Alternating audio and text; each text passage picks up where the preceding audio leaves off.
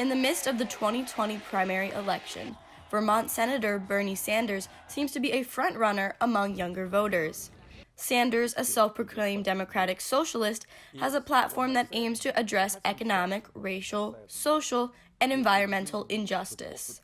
But why does this Bernie brand of socialism appeal to those under 40? They're more open to alternatives than older people are. And so I think the idea of a more equitable and maybe just a different way of doing things, a different way of conducting economic life is something that appeals to at least some young people.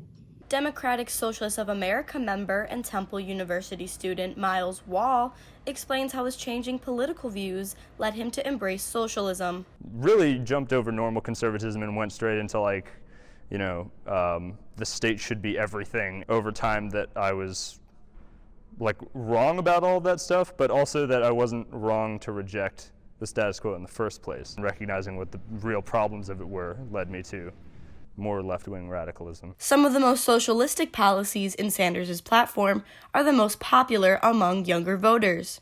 Medicare for All and the Green New Deal.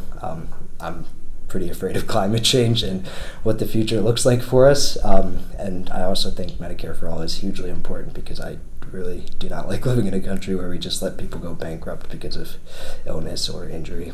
But some older voters say Sanders' claim that socialist programs such as those in Sweden and Denmark are unrealistic in the U.S. I've talked to a bunch of people that were a socialist country, and his idea that Sweden is like the one that he pictured, it's not that. There's still, it's not the same thing. Socialism is a candy-coated communism, in my opinion. But when it comes to socialism in a larger country, I think Argentina recently elected a socialist president, and their country has been not doing too well.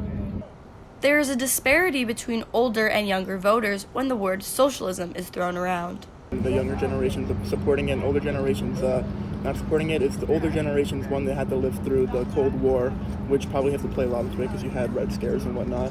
And then the younger generation, they want money now. They don't care how they get it.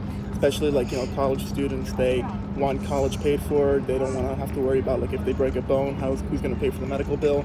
So they think that you hear universal health care, socialism, they think that's a great way to do it. They just don't know how necessarily it will be achieved.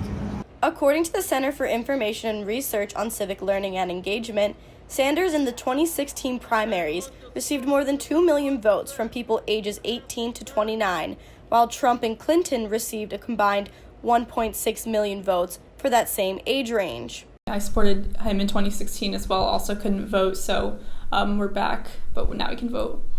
No matter what happens to Bernie Sanders' candidacy this primary season, his impact among young voters is sure to leave a lasting mark. I'm Kira Sobel, reporting for The 10.